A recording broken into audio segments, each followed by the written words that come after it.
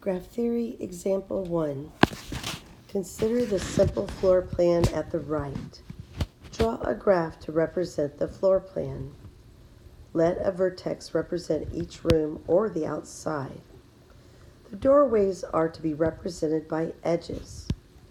Let vertex D represent the outside, not another room. So I'm going to go ahead and draw some vertices here in no particular order. And so now I will label them.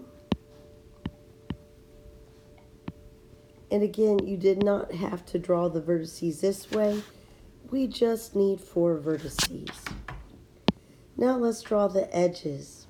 I would like to first focus on vertex A. Okay, it appears that we have a doorway from A to the outside D, A to room B, and A to C. So I will need to draw edges, as I just got through saying, from A to D, A to B, and A to C. All right, we've taken care of vertex A. Now let's look at vertex B. It looks like from vertex B, we should have an edge going from B to A, B to C, and B to D, the outside. Well, we already have an edge from B to A, so we're fine with that. So B to C and B to D. Okay, now let's, we've done vertex B. Now let's take care of vertex C. Okay, vertex C should have 1, 2, 3, 4 edges leaving it.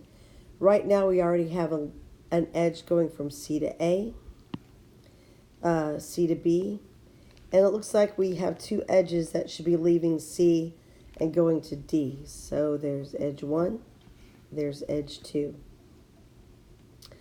All right, now let's look at D, make sure we have that taken care of. Looks like we have 1, 2, 3, 4 edges that are going from the outside back inside. 1, 2, 3, 4. It looks like we're taken care of.